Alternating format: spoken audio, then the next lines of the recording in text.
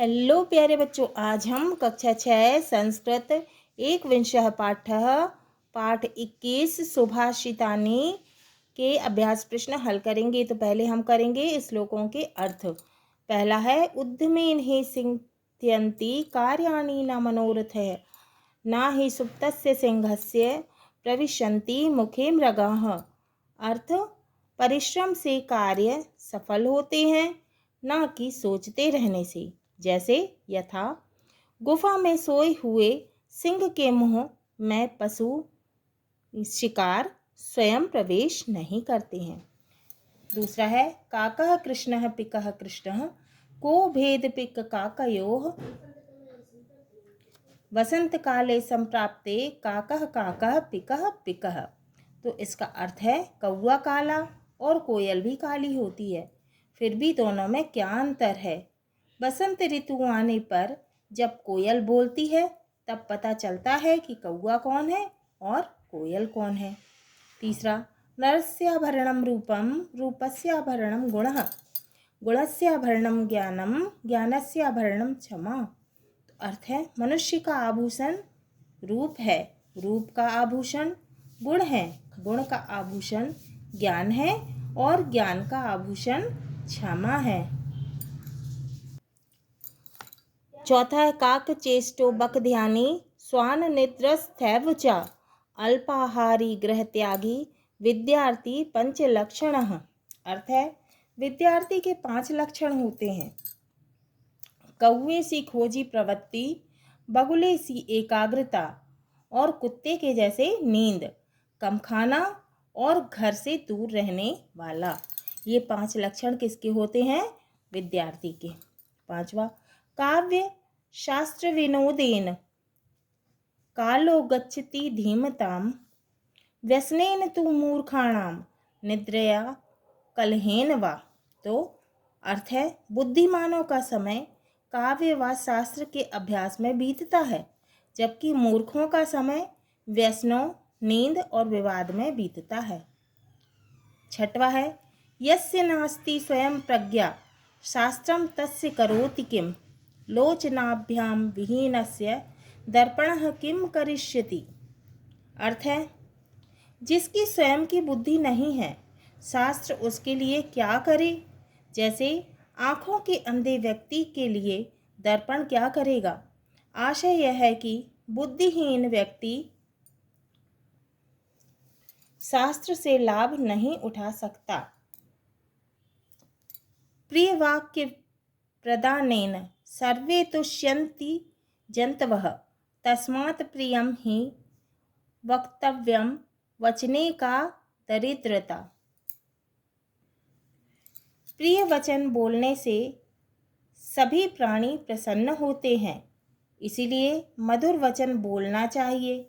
मधुर वचन बोलने में कंजूसी क्यों की जाए, उसमें कमी नहीं होनी चाहिए।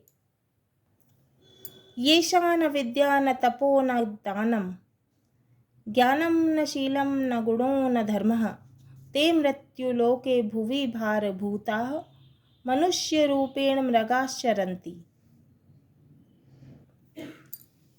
जिन लोगों में न विद्या है, न तप है, न दान है और न ज्ञान है, न गुण है और न धर्म है, वे इस पृथ्वी लोक में भार के समान हैं, मनुष्य रूप में पशुवत विचरण कर रहे हैं।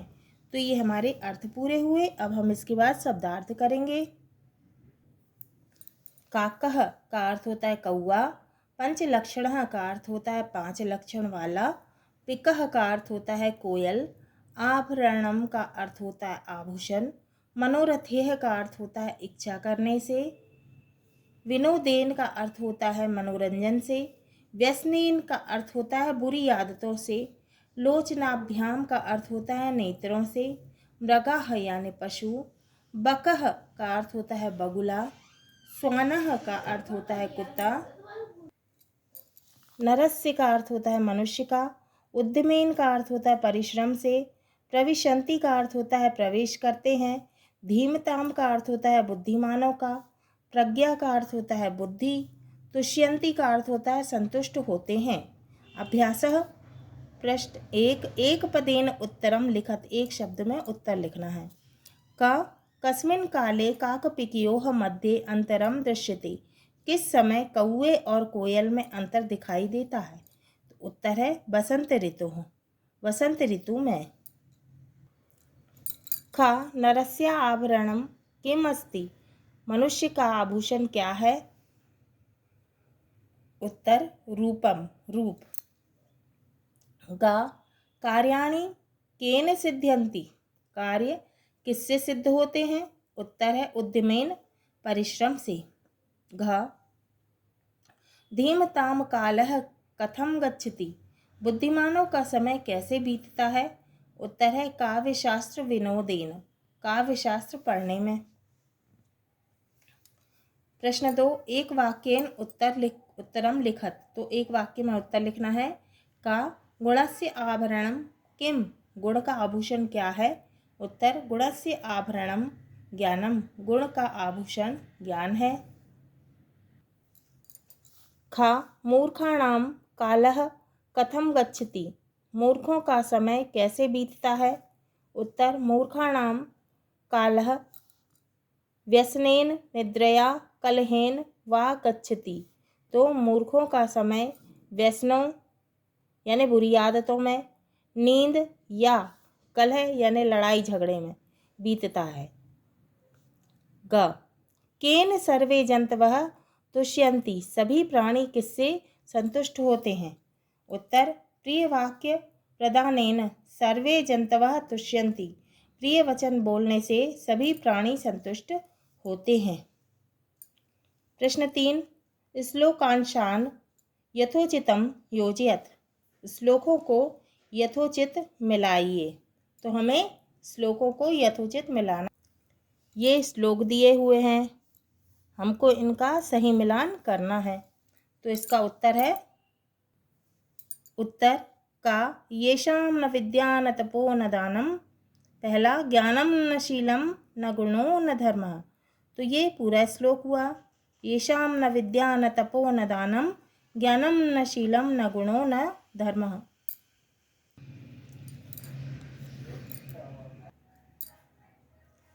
खा लोचनाभ्यां विहीनस्य दर्पणः किं करिष्यन्ति, लोचनाभ्यां विहीनस्य दर्पणः किं करिष्यति। ग काकः कृष्णः पिकः कृष्णः, को भेदः पिककाकयोः। घा नाहि सुप्तस्य सिंहस्य प्रविशन्ति मुखे मृगाः। इंगा नरस्याभरणं रूपस्याभरणं गुणः। प्रश्न 4 रिक्त स्थानानि पूरयत, हमको रिक्त स्थान की पूर्ति करना है। का काकचेष्टो बकध्यानी स्वान निद्रस्थैव च, तो खाली स्थान में आएगा स्वान निद्रस्थैव यानी कुत्ते सी नींद। ख काव्यशास्त्र विनोदेन कालो गच्छति धीमताम, तो काव्यशास्त्र विनोदेन ये खाली स्थान में आएगा। ग वसंत काले संप्राप्ते काकः काकः पिकः पिकः, तो खाली स्थान में आएगा काकः काकः पिकः पिकः। घा यस्य नास्ति स्वयं प्रज्ञा, तो खाली स्थान में क्या आएगा? यस्य नास्ति स्वयं प्रज्ञा शास्त्रम तस्य करोति किम। इंगा ते मृत्युलोके भुवि भारभूताः, ये क्या है? खाली स्थान में आएगा मनुष्य रूपेण मृगाश्चरन्ति। प्रश्न 5 शुद्ध कथनानां समक्षम आम अति शुद्ध कथनानां समक्षम ना इति लिखत, तो शुद्ध कथन में हमें, शुद्ध कथन के सामने हमें क्या लिखना है? आम यानी सही, और अशुद्ध कथनानां समक्षम यानी अशुद्ध कथन के समीप हमको ना लिखना है। तो हम लिखेंगे का सर्वदा प्रिय वाक्यम वक्तव्य, माने हमेशा हमें प्रिय वाक्य बोलना चाहिए, मीठी वाणी बोलना चाहिए, तो आम आएगा। हाँ। ख विद्वान सर्वत्र पूज्यते, विद्वान सभी जगह पूजे जाते हैं, आम। हाँ। ग काव्यशास्त्र विनोदेन मूर्खाणां, ग काव्यशास्त्र विनोदेन मूर्खाणां कालः गच्छति, तो इसमें क्या आएगा? ना। घा नरस्याभरणम रूपम भवति, नर का आभूषण रूप होता है। आम, हाँ। इंगा उद्यमेन कार्याणि ना सिद्ध्यन्ति, ना। प्रश्न 6, उदाहरण नुगुणम अन्वय पूर्ति कुरुत। जैसे हमको ये अन्वय पूर्ति करना है। जैसे उद्यमेन ही सिद्ध्यन्ति कार्याणि न मनोरथे, ना ही सुप्तस्य सिंहस्य प्रविशन्ति मुखे मृगा।